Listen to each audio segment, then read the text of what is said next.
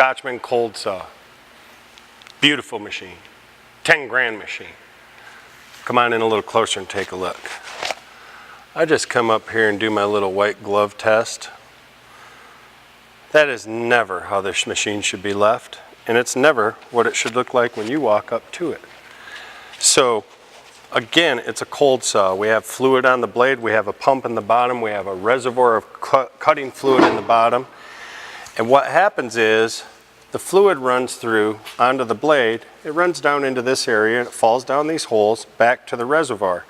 So when we have all these metal chunks in here, these metal shavings, that causes problems. If you walk up to this saw and it's full of metal shavings, take a moment and clean it out. The good thing is, right here is a trap door that filters most of those shavings out, and you see what it looks like. So the more shavings that are in here, the more get down into the pump, and now the pump has to sift through this stuff. We don't want that. You need to check this trap door every time before you use this machine. If it's dirty, I'm going to dump this out on the floor. I'm going to wipe it out a little bit, and I'll clean that mess up in a second. More importantly, if that tray's not cleaned out and it's clogged off, the blade doesn't get the juice that it needs to, the cutting fluid. Once that happens, these blades burn up. These are designed to be cold. They're a cold saw. They're designed to have fluid on them. If the fluid isn't adequate, you're cutting with it, the blades will burn up, and they're very expensive blades. They're about $300–400. So clean the trap door out, walk up to this thing, get the metal shavings out. We're going to give it a good blow off.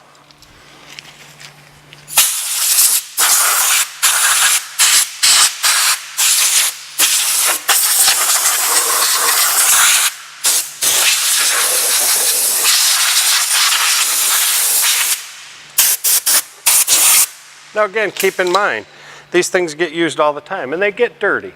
They get wet. You're going to have metal shavings, but that doesn't mean we just leave it lay there. When I'm done with that, I'm just going to grab a little simple green, and I'm going to wipe this machine off, because a nice clean machine is a happy machine. We have good fluid flowing. We want to make sure our fluid is flowing good. We wipe this thing down. Make sure all of our drain returns are good and clean, and then we can turn it on and make sure that that fluid is flowing. It is a relatively messy machine, but that's also why it's a great cutter. Now, you turn the dial and we get a whole bunch of fluid flowing. We don't need that much fluid. Just keep the blade wet. That's all you need.